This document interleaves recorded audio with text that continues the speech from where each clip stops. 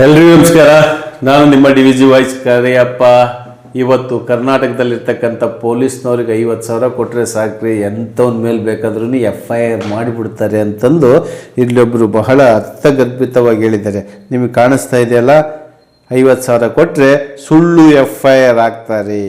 ಅರ್ಧ ಗಂಟೆಯಲ್ಲಿ ಅಮಾಯಕರನ್ನು ಅರೆಸ್ಟ್ ಮಾಡಿ ಅವರಿಂದ ಲಕ್ಷ ಸುಲಿಗೆ ಮಾಡುವ ಪೊಲೀಸರಿದ್ದಾರೆ. ಮಾನ್ಯ ಹೈಕೋರ್ಟ್ ನಿರೀಕ್ಷಣಾ ಜಾಮೀನು ಅರ್ಜಿಯನ್ನು ರದ್ದು ಮಾಡಿದೆ. ನೀವೇಕೆ ಭೈರತಿ ಬಸವರಾಜ್ ಬಂಧಿಸುತ್ತಿಲ್ಲ? ಭೈರತಿ ಬಸವರಾಜ್ ಅರೆಸ್ಟ್ ಮಾಡಿ ಬೆಂಗಳೂರು ಪೊಲೀಸರಲ್ಲಿ ವಿಶ್ವಾಸ ಮೂಡಿಸಿ. ಇಲ್ಲಿ ಹಣ ಇದ್ದವನು FIR ಆಗಿರಲಿ, ರೌಡಿ ಶೀಟರ್ ಆಗಿರಲಿ, MOV ಆಗಿರಲಿ ಬಂಧಿಸಲ್ಲ, ಅವನಿಗೆ ಫೋನ್ ಮಾಡಲ್ಲ, ಸ್ಟೇಷನಿಗೆ ಕರೆಸಲ್ಲ. ಇಲ್ಲಿ ಒಬ್ಬ ಹೋರಾಟಗಾರರಿಗೆ, ಪತ್ರಕರ್ತರಿಗೆ, ಜನಸಾಮಾನ್ಯರಿಗೆ ಟಾರ್ಗೆಟು ಕಾನೂನು ವ್ಯವಸ್ಥೆ.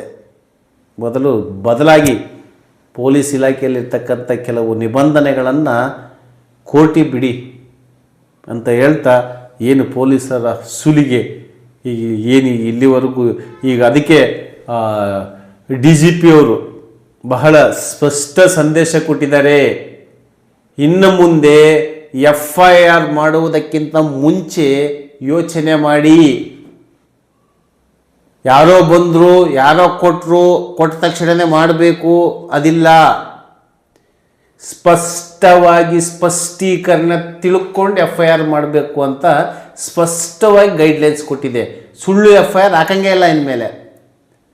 ಈಗ ಹಾಕಿರ್ತಕ್ಕಂಥವನ್ನೇ ಬಗೆಹರಿಸೋದಕ್ಕೆ 135 ವರ್ಷ ಬೇಕು ಅಂದರೆ ನಮ್ಮ ಇನ್ನೂ 2-3 ತಲೆ ಮೇಲೆ ಹೋಗ್ತಾವೆ. ನಾವೀಗ ಹಾಕೋ ಕೇಸು, ಆ ಕೇಸಲ್ಲಿ ನಾವು ಸತ್ರೂ ಅಲ್ಲಿ ಕೇಸ್ ಬಗೆಹರಿಯೋದಿಲ್ಲ. ಅಷ್ಟು ಮಟ್ಟಿಗೆ ಕೇಸ್ಗಳಾಗಿದ್ದಾವೆ. 5 ಕೋಟಿ ಕೇಸುಗಳಿದ್ದಾವೆ. ಯಾವಾಗ ಬಗೆಹರಿಬೇಕು ಅವೆಲ್ಲ? ಇದಿಷ್ಟು ಪೊಲೀಸರ ವರದಿ. ನಮಸ್ಕಾರ.